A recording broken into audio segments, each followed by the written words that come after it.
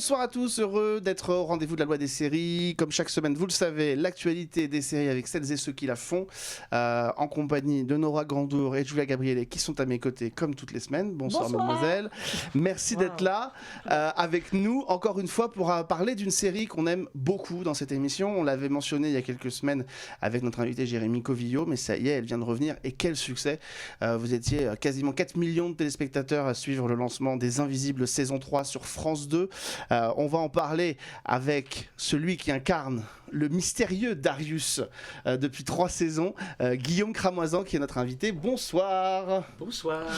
On va revenir sur cette aventure, sur les Invisibles. On va revenir aussi un petit peu sur le parcours aussi de Guillaume parce que c'est un parcours qui nous intéresse beaucoup. Dans la deuxième partie de l'émission, toujours France Télévisions, un unitaire, Mort au sommet, qui sera diffusé lundi prochain avec notre invité qui s'appelle Clémentine Poidatz. Si vous la suivez, on l'avait découvert, moi je l'avais découverte dans Les Hommes de l'ombre sur France 2 où elle était la maîtresse de Grégory Fitoussi qui envoyait des vertes et des pas mûres avec lui dans la série. On va évidemment y revenir. Les Invisibles sera donc au cœur de cette émission. On a évidemment plein de questions à poser à notre invité Guillaume Cramoisan. Mais alors, avant de commencer, vous le savez, on commence toujours par des avant-premières. Et alors là, je ne résiste pas. Je crois que c'est Mark Twain qui disait, on leur avait dit que c'était impossible, alors ils l'ont fait. Le crossover, certainement, que personne n'aurait pu imaginer qu'un producteur pourrait monter. Alors, je vais vous montrer un générique. Toi, tu l'aurais imaginé. Je vais vous montrer un générique et on en parle juste après, mais c'est totalement improbable. Regardez.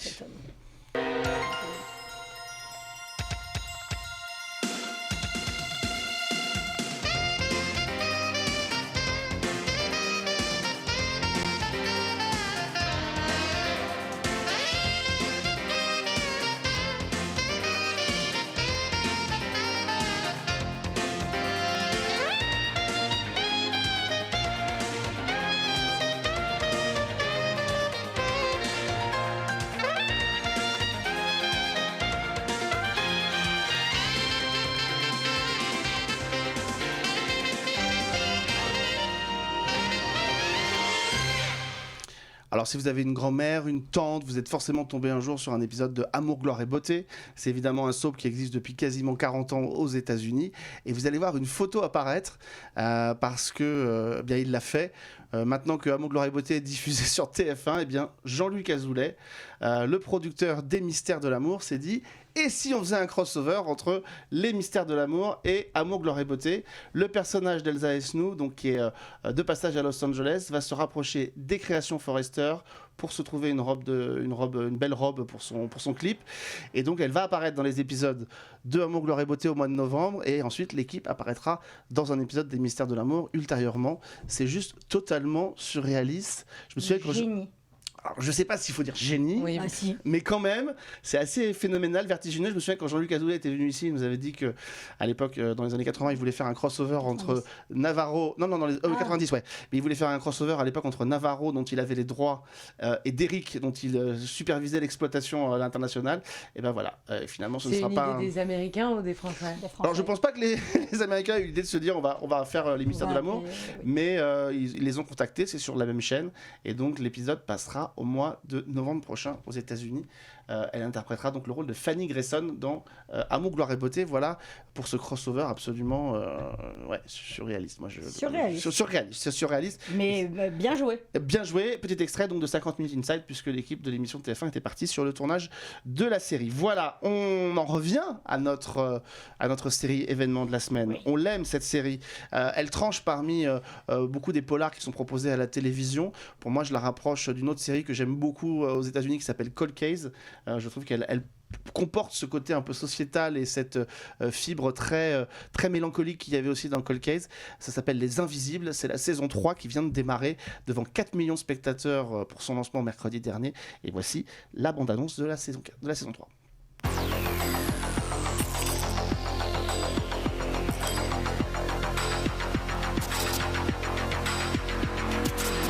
C'est pas quand on bosse tout seul, ou à 2 ou à 3, on est efficace. C'est quand on est tous les 4 ensemble.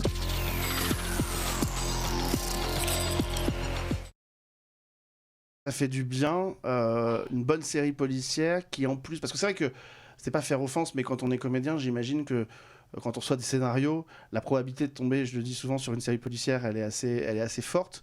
On est d'accord? Non? Bah, t'as 90% de chance. Enfin, juste plus près du micro. Là, c'est plus près comme ça. Ouais, c'est bien. Oui, il y en a 8 chances sur 10 de lire un polar, quoi. Ouais, c'est ça. Et donc, c'est la singularité d'un projet qui fait qu'on se dit, là, j'y vais. C'est ça qui vous a plu dans Les Invisibles? Ouais, il est singulier, celui-là. C'est toujours difficile à dire aussi, c'est compliqué de... Pourquoi Non, enfin, il y avait plusieurs touches intéressantes. Je sentais un polar, en fait, qui n'était pas dans la... Je sentais un polar simple. Ouais. Voilà, et c'est difficile de faire simple, en fait. C'est difficile de voir simple.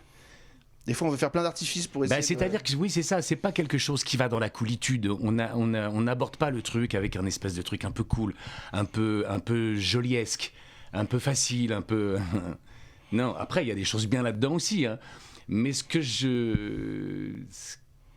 qui m'a plu, sans ça, c'était pas forcément écrit au moment où je l'ai lu, mais c'est qu'on pouvait aller chercher à la racine, en fait.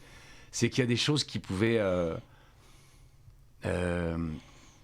À la racine et des choses ordinaires. Ouais. On parle de gens ordinaires, on parle d'une humanité qui est un peu blessée, qui est un peu déchirée, qui a mal en fait. Et qu'est-ce qu'on fait de ça? En remplaçant les victimes vraiment au centre du jeu. Elles sont plus simplement l'artifice qui permet à l'enquêteur d'avancer. Elles sont vraiment le nerf de vos histoires en fait, dans Les Invisibles. Bah, c'est le nerf de nos histoires et c'est aussi la façon dont dont ces flics regardent ces victimes-là. Quel est le regard que ces flics portent? Quel est leur comportement? Quelle est leur pudeur? Quel est leur... Et je crois que ce qui fait le lien entre ces victimes et ces 4 flics, c'est leur vie ordinaire. En fait, c'est pas des héros... Leur extraordinaire, il est dans leur ordinaire. C'est leur présence qui est intéressante. C'est leur silence, c'est leur regard, c'est leur écoute. C'est-à-dire qu'ils arrivent à sortir du train de cette vie qui va trop vite pour se poser. Et c'est très très dur à faire ça. Ouais, c'est clair. Moi, dans ma vie, j'y arrive pas. Je manque de présence, je manque d'amour, je manque de temps, parce que je suis aspiré par ce temps. Je suis comme une machine qui est malade de ce temps, en fait. Comme un animal qui est malade de ce temps. Et eux, dans cette histoire des Invisibles, ils arrivent du fait qu'ils sont cabossés eux aussi. Ouais. Comme ils sont rincés par la vie, comme ils sont lavés par la vie, ils comprennent davantage peut-être ce que ces victimes subissent. Il faut expliquer qu'en fait, ils interviennent au moment où on retrouve des cadavres qui sont potentiellement des gens assassinés, qui n'ont pas d'identité. Oui. Et il faut les retrouver avant qu'ils finissent grosso modo à la fosse commune. Et donc ils doivent enquêter sur ces affaires-là. Et moi, ce que je trouve extrêmement intéressant et intelligent, d'abord, c'est que vous opérez depuis les sous-sols du commissariat. Donc vous êtes vous-même à la marge par rapport aux autres équipes. Et ce que je trouve très bien et très malin, c'est la fin de chaque épisode qui consiste à rendre à ses victimes son identité et son nom. Et quand on fait des parallèles, alors c'est peut-être des parallèles comme ça complètement délirants, mais Darius, il a un nom un peu mythologique qui renvoie un petit peu à des figures du passé. Voilà. Mais c'est surtout que dans beaucoup de mythologies, on dit que le nom, quand on efface le nom, on efface l'identité et la présence des gens. Et donc là, il y a l'acte symbolique de rendre le nom à des gens qui étaient oubliés. Et je trouve qu'il y a quelque chose de très, très symbolique et très beau dans cette série. Oui, c'est vrai. Ça, c'est pas forcément des choses qui existaient, auxquelles nous, comédiens, on avait pensé, mais c'est vraiment un truc qui a été insufflé. Toute cette attention, en tout cas, pour les victimes, c'était quelque chose qui était vraiment présent dans la tête de Chris Briand. Ouais. Je me souviens du premier épisode, quand on était avec les victimes, on prenait les poignets, moi je prenais les poignets des victimes, etc. Mais il disait, attention, vraiment, c'est très très important d'avoir la douceur dans les gestes. Et c'est finalement super intéressant ce qu'il a réussi à amener, toute cette attention qui est C'est un excellent réalisateur de fiction, Chris Briand. Voilà, super. Il est formidable. J'adore. Il est formidable. Mais votre équipe, il fallait la créer parce que ce sont... moi, je trouve que ce qui est formidable avec cette équipe, c'est que ce sont 4 présences, 4 identités, 4 gueules même, comme on aime les voir à la télé. Enfin, Nora, je sais pas, toi qui renvoies beaucoup des polars, cette équipe-là, elle fait du bien, quoi. Ah oui, elle fait du bien. Elle est humaine, elle est chaleureuse, elle se déteste, elle s'adore, elle se dit les choses franchement. Enfin, mais c'est pas faux. Je ne critique pas les autres polars, j'aime beaucoup les autres polars. Mais tu sens que ça pourrait être dans Il y a la quelque chose vraie d'un peu vie. plus fake. Voilà, parfois. ça c'est pas fake du tout. Et tu sens que ça, dans la vraie vie, des gens comme ça peuvent se parler comme ça s'appelle des vrais collègues ou des vrais amis. Et ça fait du bien. Tu sens que c'est une vraie équipe. Et pourtant, c'est un métier qui n'existe pas, j'ai cru comprendre. Donc cette section de la Enfin, police a cette été... rubrique-là dans la police, elle n'existe pas. Oui, cette unité-là, ça ne. Ça n'a jamais existé Non. en France. à Non, la non, je crois police. pas. Non. Et parce que là, c'est 7 jours pour trouver les victimes, alors qu'en France, c'est 30 jours, c'est ça? Oui, je crois que c'est Donc quelque chose tout comme a ça. été réinventé pour la C'est série. combien de jours normalement? Normalement, c'est 30 jours. On a 30 jours avant de mettre malheureusement les victimes dans ok. la fosse. Et dans la série, c'est une semaine. Mais- Ce qui resserre dramatiquement vachement le... Et la grande Énorme. force, c'est d'avoir confié, je trouve, le rôle de Darius à Guillaume, parce que c'est vrai que non, mais c'est un visage que le public connaît très bien parce qu'il le voit dans plein de séries.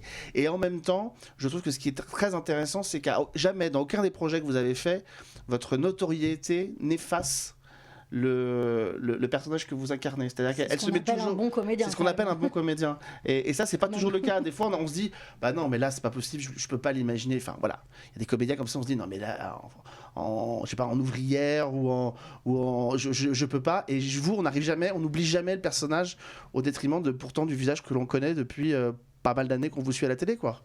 Et c'est ça qui est fort dans cette série. Comment C'est gentil, c'est super, mais je crois que c'est le travail de tout le monde en fait. Ces trois, les trois collègues, à savoir Nathalie Cerda, Déborah Cray et Quentin Faure, sont très très importants Ouais, en fait on est dans d'accord. le parcours de Darius, comme Darius est sans doute aussi important. Et je veux dire qu'on se renvoie des petites étincelles qui sont extrêmement agréables en jeu, extrêmement sincères. C'est des espèces de courants comme ça qu'on n'arrive pas trop à définir ce qui se passe. Mais dans le jeu, ils sont très très importants en fait pour l'équilibre de Darius, comme Darius peut l'être pour donc chapeau à ces trois-là, et encore une fois chapeau à Monsieur Briand en Ouais. fait, qui fait un travail, un vrai grand travail, je trouve moi. Si on pouvait juste faire des saisons un peu plus longues, on aimerait. On aimerait parce qu'il y a une vraie Ouais. frustration quand on arrive au bout du 6e épisode de chaque saison de se dire À qui le dis-tu? c'est déjà fini, quoi. C'est déjà fini. Et moi, C'est j'avais été très. Et je disais par rapport à Cold Case, parce que moi, c'est une série que j'aime beaucoup, qui je trouve est une magnifique série américaine, qui parle à la fois de polar, mais qui en même temps derrière parle de société, parle d'enjeux vraiment. Et là, je trouve qu'on retrouve un peu cet esprit-là dans Les Invisibles. Et c'est ça qui en fait, qui je trouve fait sa force avec des décors, avec une lumière, avec une image qui a vraiment été travaillée pour donner une vraie identité à la série et qui semble pas être un décalque des autres. Donc, elle a sa propre identité, quoi. Elle est tout sauf invisible, sans mauvais jeu de mots, cette série, mais on la remarque auprès des autres. Mais Elle n'a pas aimé. Oui, bon, bah écoute, on fait ce qu'on peut. Hein. Oh là là. On fait ce qu'on peut. Oh là là. Mauvais. Mais non, parce que je pense qu'il y a du travail, effectivement, il y a beaucoup de travail. Bah vous, comment vous l'avez travaillé, ce personnage, Darius. Darius? On vient On a taper toujours dans des ça. questions. C'est toujours une question... Très, très compliqué. Est-ce Je que sais pas, moi je fais en fonction de ce que je trouve sur le papier, je fais en fonction aussi de ce que je vois pas sur le papier. C'est bien, ouais. J'essaie d'équilibrer tout de suite, d'entendre quelque chose qui me vient, et après j'ai besoin aussi d'entendre les autres. Ok. Donc ça se fait... En ça, réaction. c'est ça. Et on a eu la chance, voilà, que ce soit la prod ou la chaîne en tout cas, ils nous ont laissé faire un peu, laisser évoluer dans les espaces Ouais, qui ouais. n'étaient pas encore définis, qui n'étaient pas bien, pour amener les personnages où nous, on sentait possiblement pouvoir les amener. Donc voilà, c'était aussi une chance d'avoir une prod comme ça qui nous laisse un peu le... Mais vous n'avez pas fait un stage immersif à la police comme certains acteurs peuvent le faire ou non? Ok. Oh, en même temps, il en a déjà fait quelques-uns. Hein, Oui, donc peut-être des qu'à séries force, policières. En fait, j'ai jamais fait de stage. Mais c'est pas tant un policier qu'un mec juste. Ouais. Oui, ok. On s'en fout. En fait, c'est une série policière, mais Vos quatre Il pourrait personnages être autre chose. Oui, tout à mais fait. c'est ça en fait. Ça pourrait C'est être Les surtout une série Invisibles, sur l'humanité ouais, en fait. ouais. Enfin sur l'humanité. Oui, sur oui, ce oui. que sur ce que des gens simples, ordinaires, peuvent traverser comme douleur. Ouais. Et voilà. Je pense même que nos amis américains, avec le même concept, ils en auraient fait tout sauf des flics. Nous, on le fait parce qu'à à la télévision française, le costume de policier rassure effectivement Ouais, le ouais. public. Je Sans pense doute. que les Américains en auraient fait peut-être au Des minimum des médecins. détectives, ouais, ou des détectives privés ou des, Ouais. Oui. ou des gens lambda. Et je trouve que voilà, mais c'est pour ça que du coup, on n'a pas l'impression de voir des flics en fait. Non, qui ce n'est travaillent. même plus des flics parce qu'ils dérangent les flics. Ils sont pas aimés par la hiérarchie, par la hiérarchie. Leurs enquêtes, elles sont pas reluisantes. On n'en veut pas. Donc voilà, c'est des êtres humains qui se baladent avec Leur mallette Leur faille. d'amour. avec leurs failles, avec leurs contradictions, avec avec tout quoi en fait, tout ce qui fait de la beauté d'un être humain en fait. Bah tiens, voilà quelqu'un que la brigade de Darius dérange. C'est évidemment l'autre flic, l'autre visage de la série. On le recevait il y a quelques mois, Jérémy Covillo, l'excellent Jérémy Covillo, qui nous parlait évidemment de toutes ses expériences à la télévision, dans le doublage, et qui évidemment ne tarissait pas d'éloges sur Les Invisibles, qui est une série qu'il aime beaucoup. Il nous en touchait 2 mots à l'époque. Vous étiez en train de tourner le 2e bloc de la saison. Et voilà en quelques mots ce qu'il nous disait à ce micro il y a quelques mois. Il y a encore des surprises, il y a encore des évolutions. Je ne spoilerai rien et je ne dirai rien, Nora. Mais non, c'est un plaisir. C'est un plaisir. On est très heureux que cette série fonctionne et qu'elle ait trouvé son public. Ah ouais, c'était important parce que elle tranchait vraiment avec le reste des productions de polar. Je pense que c'est ce qu'on se disait tout à l'heure. Ce qui tranche, pardon, excuse-moi, ce qui tranche, c'est justement qu'on s'est énormément attaché à développer les personnages. À leur donner vraiment alors je vais parler pour eux principalement. Moi j'ai le rôle du méchant commissaire maintenant. Il est commissaire dans la saison 3 quand même, il est monté en grade. Donc moi je suis le patron de l'autre brigade, qui est juste la brigade un peu des cow-boys. Et Chistera qui est une espèce de flic qui est un peu, elle le dit d'ailleurs, je crois que c'est Déborah qui me le dit dans un épisode, on dirait un flic d'une série américaine des années 90. C'est exactement ça. La veste en cuir, il roule en Hummer, il a le fusil à pompe sur l'épaule, le gros pétard toujours. C'est Rick Hunter. C'est une espèce de Rick Hunter, un peu, voilà, les boots, machin. Chistera que vous allez redécouvrir dans cette saison.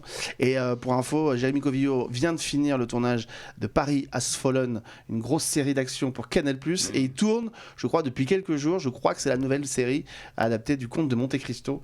Je crois pour France Télévisions. Je me demande si c'est la série ou si c'est le film, parce qu'il y a aussi le film avec Pierre Ninet qui se tourne sur le Comte de Monte Cristo. Jérémy Covillo qui est un formidable comédien. Je parlais évidemment de la magie d'avoir confié le rôle à Guillaume Cramoisan. À chaque fois qu'on a parlé des Invisibles avec Nora, on disait à quel point on avait envie de vous recevoir parce que on a vu votre parcours, on vous a vu évoluer dans plein de registres différents et dans plein de sujets différents.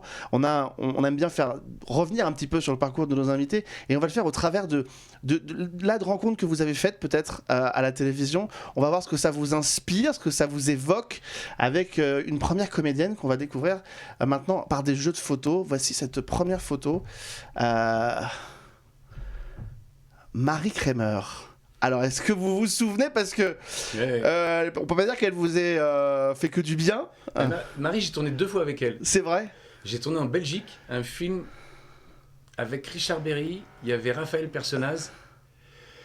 Putain, c'était quoi il y avait Agnès Soral, Jacques Piesser, et je me souviens plus du titre. Beau casting en tout cas. Allez, Le casting, tu sais ouais. pas, Non, bah non, c'est le cinéma. Comment c'était je sais plus. Il y avait Marie en tout cas qui était Qui est une formidable. jeune, ouais. Et là, elle était dans Profilage. Voilà, et elle signe un peu la fin de ton personnage dans Profilage. de Perrac. Ouais, puisqu'il finit avec un bout de miroir dans le... C'était ce jour-là d'ailleurs. C'est le jour du mariage. Ouais. C'est le jour du mariage, effectivement. On est en fin de saison 2 de Profilage. Ouais. Et le personnage est tué par la sœur psychopathe de Chloé Saint-Laurent. C'est dans Profilage. Profilage qui a été l'une des séries qui a initié un peu le renouveau de la fiction de polar, avec un personnage qui était vraiment très très très borderline. Le personnage de Chloé Saint-Laurent, notamment les 7 premières saisons qui sont vraiment excellentes. Autre photo, autre personnage qu'on va voir apparaître maintenant. Là, on est donc dans Profilage. Oui. On parlait des projets complètement Éternel. improbables. Ouais. Et ben, Éternel, moi j'avoue, alors honnêtement, ça n'a pas eu le succès espéré sur M6, mais c'était vraiment très fun quand même. Ouais, c'est vrai. C'est vrai que c'était pas... Enfin, moi j'ai adoré quand je l'ai lu, je trouvais que les trois premiers, je trouve, les 3 ou 4 premiers, tenaient vraiment la route. Ça a un peu vrillé. Et que les 2 derniers, ça partait vraiment, on savait plus comment. Enfin, mais les 3 premiers, c'était intriguant. M6, il faut savoir, en fait, je crois que le personnage est psy, si je me souviens bien, Il est ou médecin, et il tombe sur une jeune femme nue qui est Claire Kem sur la route, en pleine. C'est ça. Où il la renverse, même je crois qu'il la renverse. Elle renverse, elle est nue. Elle est nue, il l'emmène à l'hôpital, et en fait, on va découvrir assez vite que.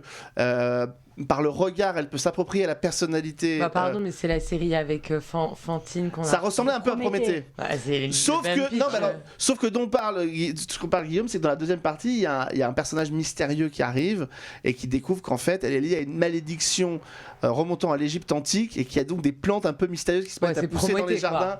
Ah bah après, c'est... on sait plus où on va, quoi.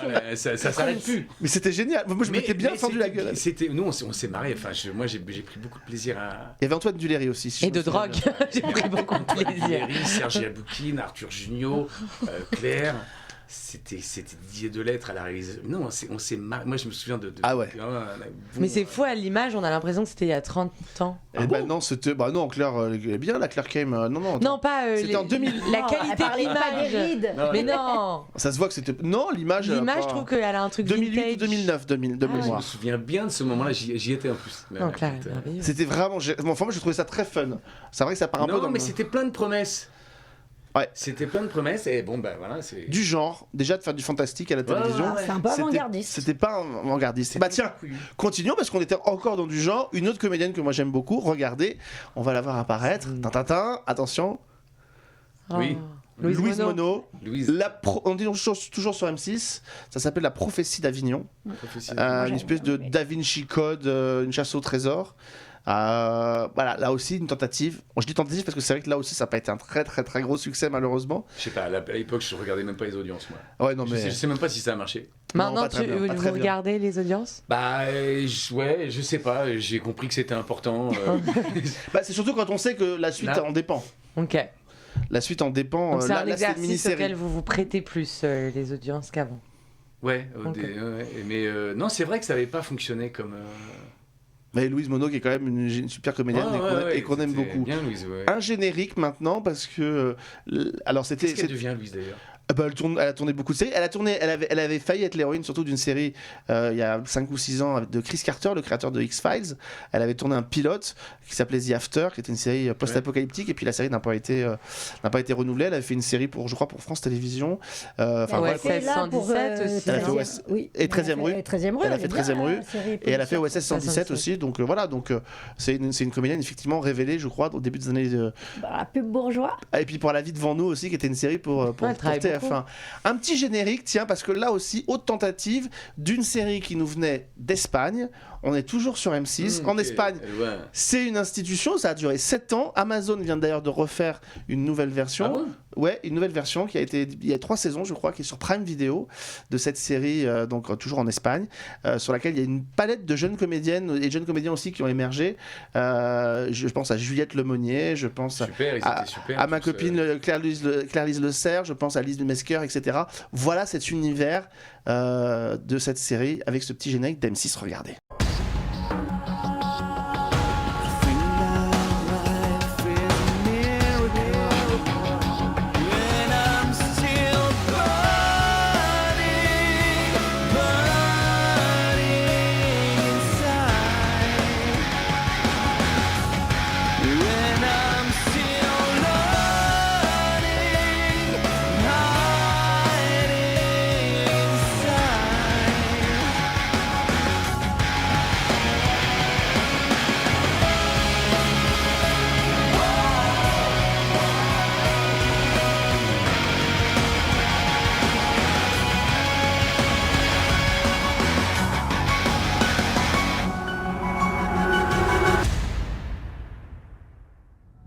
L'internat de mémoire, 10 épisodes de 52 minutes. C'était, je disais, c'est une institution parce qu'en Espagne, ça a duré pendant 7 saisons, 3 saisons là dans la nouvelle version. Et donc, c'est un internat qui sélectionne vraiment l'élite de la société. Et sauf qu'on découvre assez vite qu'il y a une société secrète qui a dirigé l'internat avec un grand complot, des disparitions, des meurtres. C'est une série où les jeunes avaient une place importante parce que c'était le moteur de l'action. Mais Guillaume dirigeait donc l'internat et il devait lui aussi enquêter sur tout ce qui se passait cette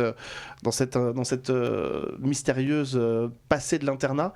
Et c'est vrai que c'était assez fun, mais ça a été très très mal diffusé, je crois, par 3 ou par 4 par M6. Donc, alors que voilà, on sentait qu'ils y croyaient pas tellement en fait. Ouais, Un bon souvenir du tournage, ouais. Très bon. C'était très compliqué au niveau des textes. Très rock'n'roll aussi. Ouais. C'était un peu mais il y avait une vraie ambiance, très électrique, sans que ça dépasse ce qu'il faut pour travailler, mais tu sentais qu'il y avait vraiment un investissement de la part de tout le monde. Ça débordait un peu dans tous les sens. Mais si, moi j'en garde un bon souvenir. Les jeunes comédiens étaient super chouettes. Ouais, c'est dommage que ça n'ait pas marché. Enfin... En tout cas, tout ça, c'est la même période. Hein. On est en 2009 pour l'internat, 2008 pour Éternel. Et la prophétie d'Avignon, je crois que c'est 2007. Donc il y avait une volonté à l'époque de relancer un peu du genre à la télévision. Et puis, comme toujours, quand ça marche pas, derrière, vous pouvez attendre au moins 15 ans pour que ça revienne. Et là, effectivement, notamment avec France Télévisions, on voit le genre qui revient un peu. Tu l'as dit, avec Prométhée aussi. On connaît Guillaume Cramoisin, évidemment, le héros de série, on l'a vu, Profilage, on le voit maintenant dans Les Invisibles, mais évidemment, comme beaucoup de comédiens qu'on suit, il y a aussi une autre facette, ce qui est le théâtre, qui est très important, ou voire même la musique. Regardez la prochaine photo, je crois qu'on est au début des années 2000, Le Petit Monde de Renaud, c'est ça ? Oui. C'était un spectacle musical, ouais. Où tu reprenais il y avait une histoire et les titres de Renaud. C'était les personnages de l'œuvre de Renaud, en fait, qui était mis en scène. Donc il y avait une histoire, et au gré de cette histoire, les chansons de Renaud intervenaient. Donc c'est une histoire qui se passait dans les années 60-70, au fin des années 60. On basculait dans les années 80, les années Thatcher, les moment années du HLM. Et on finissait dans les années 2000 avec des radios crochets qui sont pas du tout en cohérence avec l'univers de Renaud. Donc depuis ses débuts jusqu'à la Starac, quoi, grosso modo. C'est ça, voilà. Et c'est toi qui chantais toutes les chansons de Renaud ? Non, on était tous. Hein. Il y a Diane Dassini, elle est microtée, et Jean-Luc Muscat est microté, les autotamponneuses, parce que les fêtes foraines, c'est cher à Renaud. Enfin, on avait tout repris. Ce qui nous avait. On est tous de cette génération qui ont été un petit peu bercés par les chansons de Renaud gamin. Donc je pense qu'on ne l'a pas trahi, en tout cas. C'est ce qui nous. Lui, il est venu.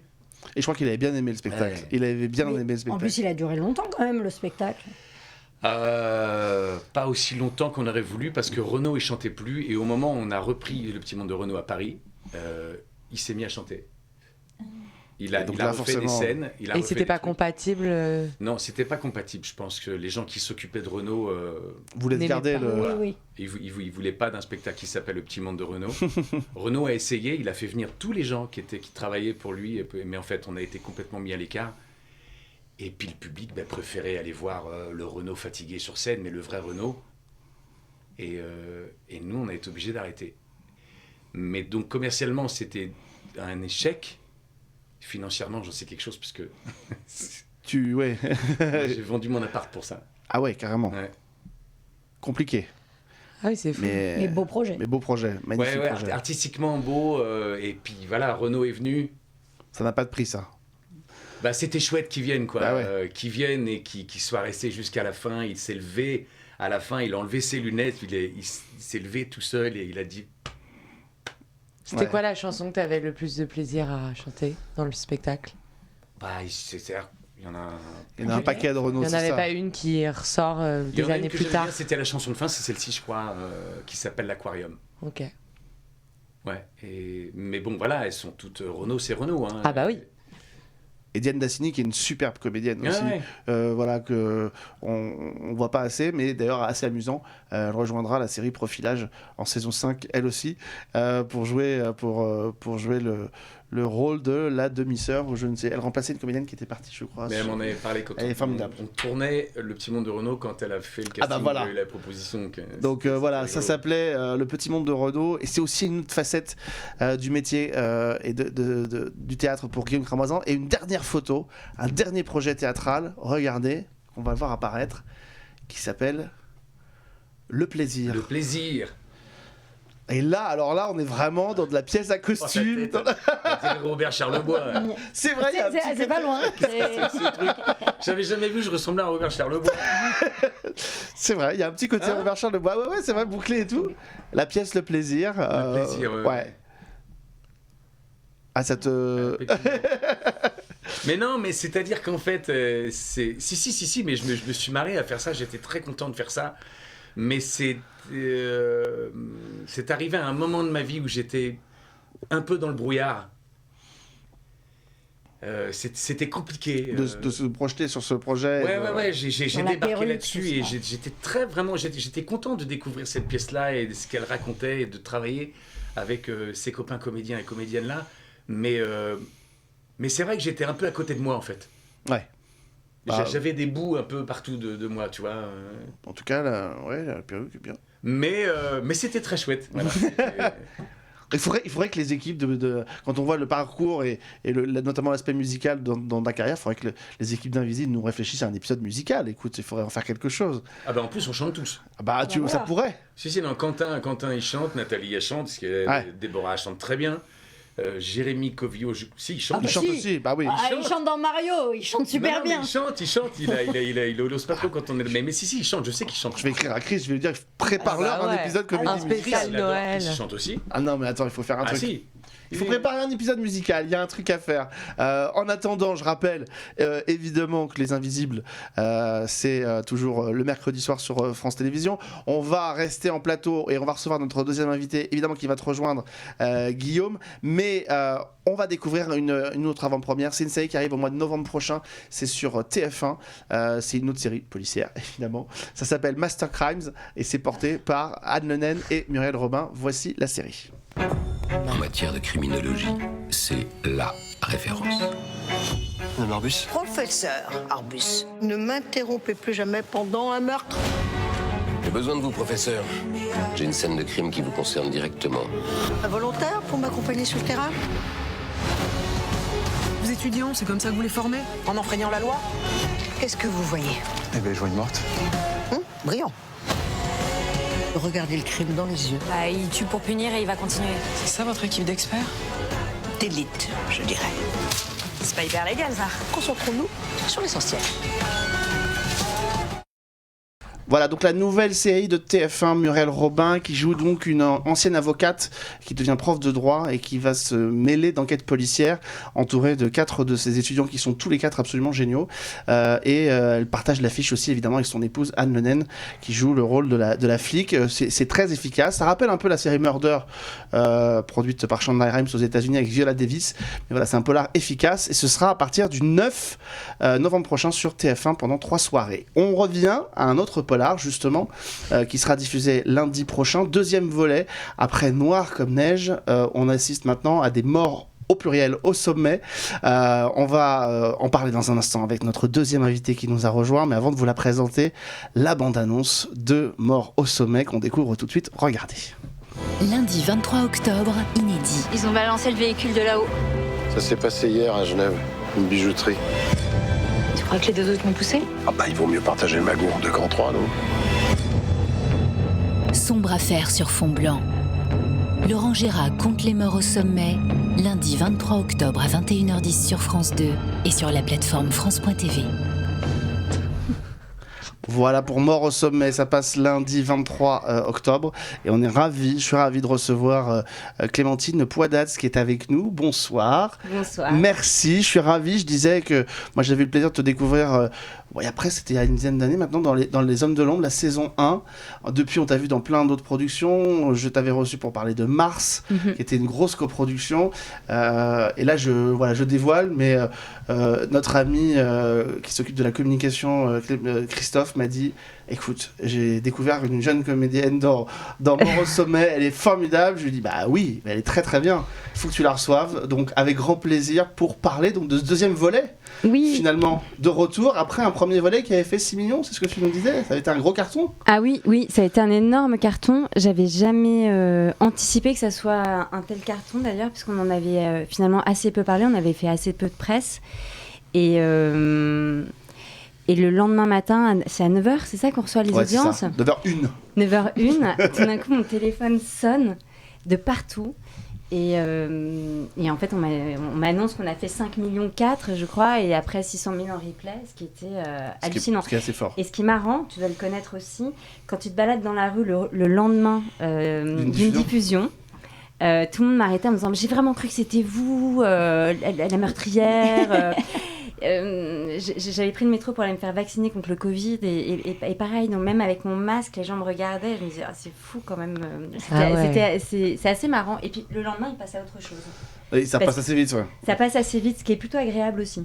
Oui, parce que c'est vrai que l'univers était quand même assez sombre. On rappelle, dans le premier film que France Télévisions, en plus, a eu la bonne idée de rediffuser, on y assiste effectivement à des morts retrouvées gelées en montagne. Des adolescents.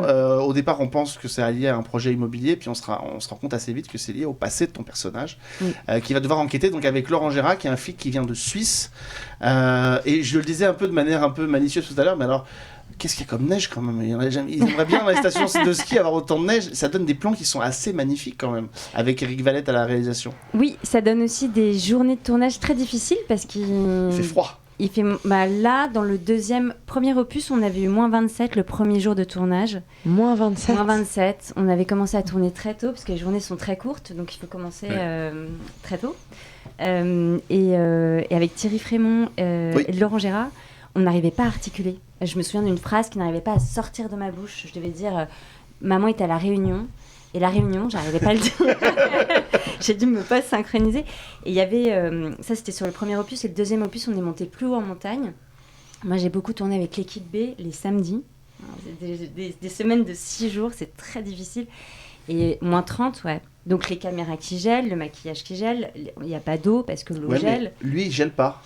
Elle envoie des messages à n'importe quelle altitude dans le film quand même. Oui, lui ne gèle pas, c'est vrai. Mais d'ailleurs, à chaque fois que je devais prendre mon téléphone portable... Un enfer d'enlever les gants. Mais même... -30. Mais oui, -30. Mais on devait se couvrir le nez pour pas faire d'engelure. Et je dois dire qu'on a une équipe de montagnards. Et moi qui ne viens pas du tout de la montagne, je suis bretonne, ils m'ont énormément aidé, même à accéder à des endroits où j'avais pas accès. Je savais même pas marcher sur la neige en fait. Il a fallu que je me forme à tout, au chien de traîneau dans le premier. Il y avait une grande prépa avant les films. Non, physique. Le premier, pas du tout. Et j'ai tout découvert. Surtout qu'il y a à la fois de l'escalade, il y avait du motoneige, il y avait des chiens de traîneau. Et ça, c'est pas de prépa pour ça.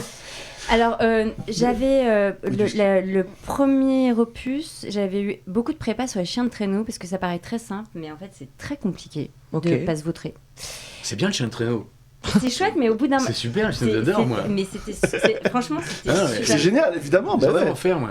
Mais le truc, c'est qu'il faut vraiment courir derrière les chiens pour pas qu'ils souffrent trop. Et moi, j'avais...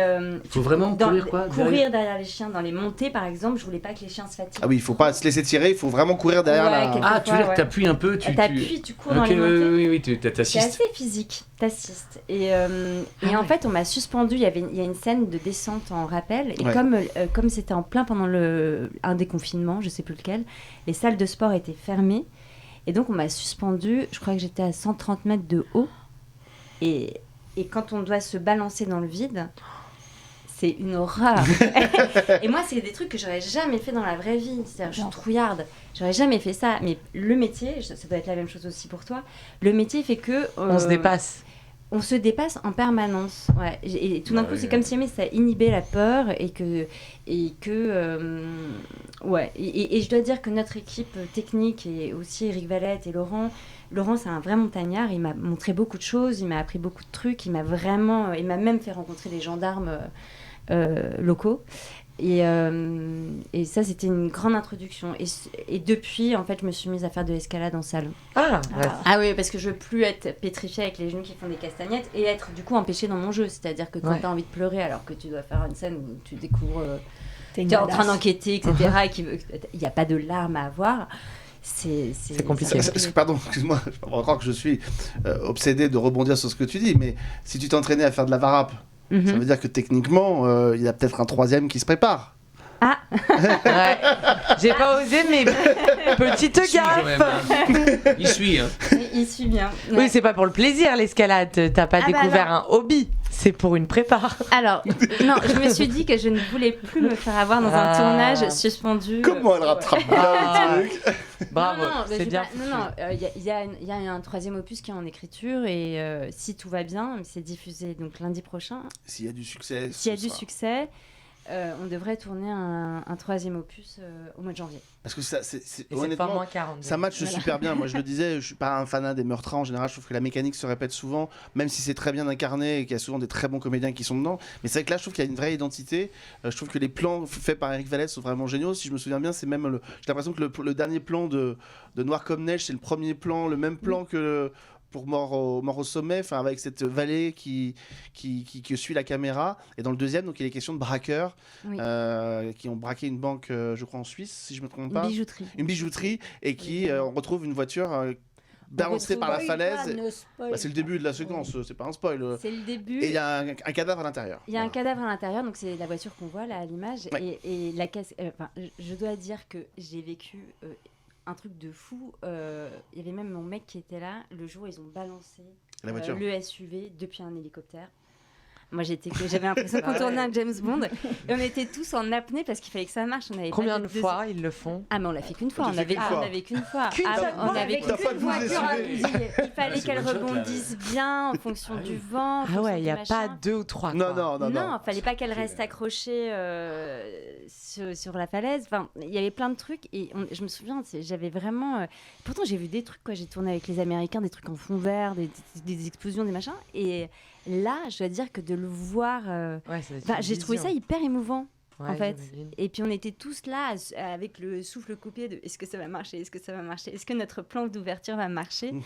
Et ça marche bien. Et ça marche hyper bien. Et ça marche super bien. Et je rebondis sur ce que tu disais aussi sur Eric Valette, c'est quelqu'un qui réfléchit vraiment à ce qu'il raconte et qu'est-ce que racontent des plans. C'est un réalisateur qui vient du cinéma et qui a des idées quelquefois.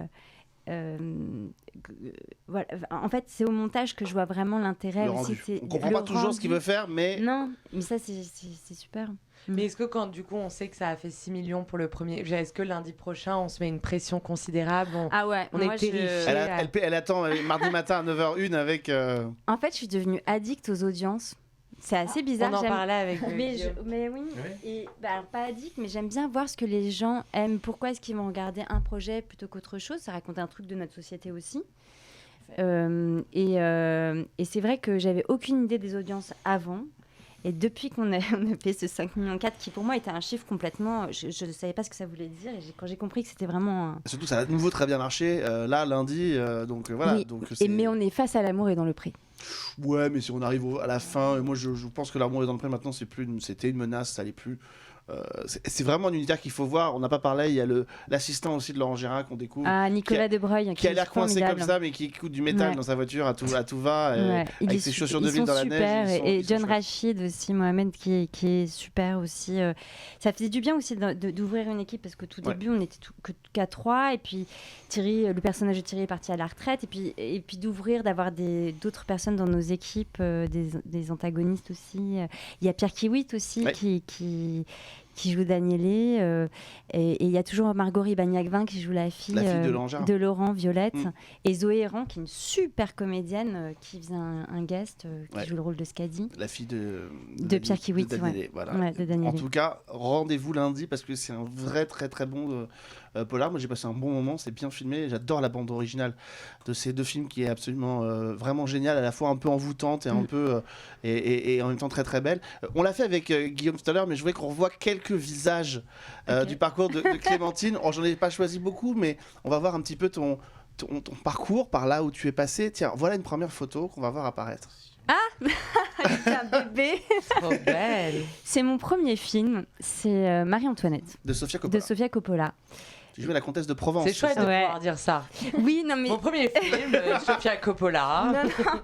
Non, mais c'était... En fait, je viens vraiment du théâtre. J'avais fait le conservatoire, j'avais fait des remplacements à la Comédie Française. Je me destinais vraiment au théâtre classique, ultra classique. Et il se trouve qu'Antoinette Boula était venue, qui était la directrice de casting de Sofia Coppola, était venue au conservatoire. Et j'ai passé un premier casting avec Antoinette et un deuxième casting avec Sofia Coppola. Mais mon cœur explosait. En plus, à l'époque, elle sortait avec Tarantino. Il était là et mon cœur éclatait. J'avais jamais imaginé vivre un truc comme ça. Et j'avais jamais passé de casting avant. La classe de pouvoir dire quand même, j'ai passé un casting avec Sofia Coppola et Tarantino à côté. Ouais, c'est pas mal.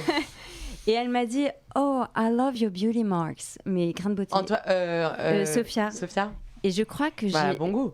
je crois que j'ai eu le rôle parce que j'avais des grains de beauté. Je suis sûre pas que, mais je suis sûre que... Non, mais c'était assez génial parce que j'ai rencontré plein de copains, enfin des gens qui sont devenus des amis.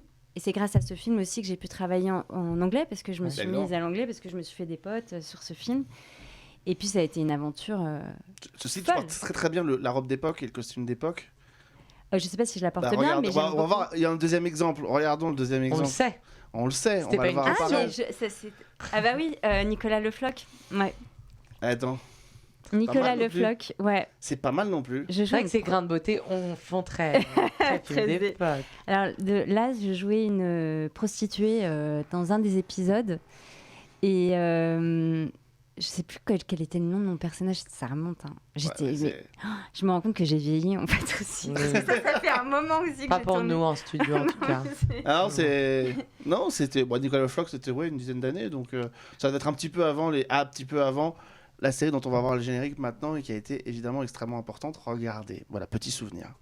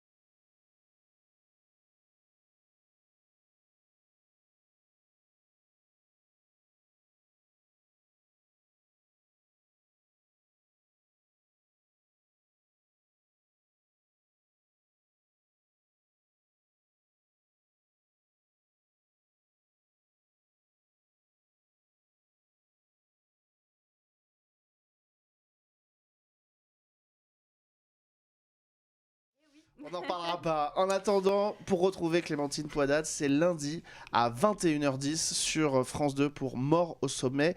En attendant donc, on a bien compris, le 3e opus, il faut qu'il y ait un succès lundi pour qu'on la revoie crapahuter dans la montagne. Qu'est-ce qui va l'attendre? Là, je viens soit en hélicoptère la prochaine fois, enfin je ne sais pas, il faut qu'il trouve des trucs. Alors j'ai rien lu pour le moment. Ouais, mais écoute, on attend de voir ce qu'ils vont réserver. On m'a dit qu'on allait monter encore plus haut. Encore plus haut. Je crois que j'ai de la cascade de glace. Oh, ça va être très bon. Ça va être très bon. On attend ça avec le piolet et tout. En tout cas, ça rend super bien. Donc, Éric Valette à la manette et avec Laurent Gérard dans le rôle principal. Mercredi, ensuite, vous enchaînez directement avec la suite de la saison 3 des Invisibles. Parce que là aussi, c'est une série. Il faut que ce soit continue d'être un carton parce qu'on a envie d'une saison 4.